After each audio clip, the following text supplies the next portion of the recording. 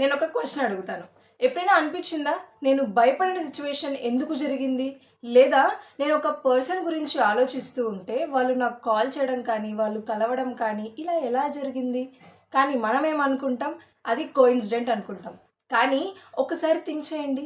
What if the universe is actually listening you? So welcome to day 3 of law of attraction 50 days series. నేను మీ పావని చంద్రన్. కానీ ఇక్కడ చాలామంది ఒక mistake చేస్తారు. మనం అనుకుంటాం యూనివర్స్ మన వర్డ్స్ వింటుందా అని. బట్ యాక్చువల్లీ యూనివర్స్ మన ఫీలింగ్స్ని, మన వైబ్రేషన్స్ని రిసీవ్ చేస్తుంది. నేను మీకు ఒక ఎగ్జాంపుల్ చెప్తాను. నువ్వు ఇంటర్వ్యూకి వెళ్ళాలి అనుకుంటావు. బయట అందరికీ నేను కాన్ఫిడెంట్, నేను ఖచ్చితంగా సెలెక్ట్ అవుతాను అని చెప్తావు. కానీ లోపల మాత్రం ఏమనుకుంటారు? నేను ఫెయిల్ అయిపోతాయేమో, నాకు ఈ జాబ్ రాదేమో అనే డౌట్, ఆ ఫియర్ మీలో ఉంటుంది. ఇప్పుడు యూనివర్స్కి ఎక్కువగా క్లియర్గా వినిపించేది ఏంటి? నీ వర్డ్సా లేక నీ ఎమోషన్సా? అబ్జల్యూట్లీ ఎమోషన్స్ అని నిన్న తెలుసుకున్నాం. అందుకే చాలామంది అంటారు నేను అఫర్మేషన్స్ చేస్తున్నా కానీ నాకు రిజల్ట్ రాలేదు అని. కానీ ఇక్కడ రీజన్ ఏంటి అంటే వర్డ్స్ ఒక డైరెక్షన్లో ఉన్నాయి, ఫీలింగ్స్ వేరే డైరెక్షన్లో ఉన్నాయి. యూనివర్స్ని ఒక గూగుల్ మ్యాప్ లాగా ఇమాజిన్ చేయండి. రాంగ్ లొకేషన్ ఎంటర్ చేసి కరెక్ట్ డెస్టినేషన్కి వెళ్తామని ఎక్స్పెక్ట్ చేయలేం కదా.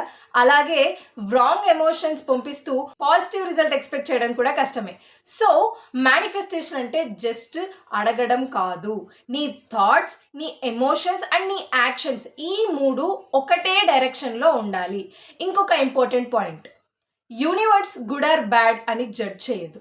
నువ్వు రిపీటెడ్గా దేని మీదైతే ఫోకస్ చేస్తావో దానికి ఎనర్జీ ఇస్తుంది. కాబట్టి ఫియర్ మీద ఫోకస్ చేసావనుకో ఫియరే పెరుగుతుంది.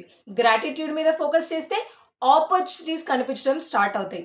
సో డే 3 టేక్అవే ఏంటి? The universe is listening, but it's not listening to your words, it's responding to your energy.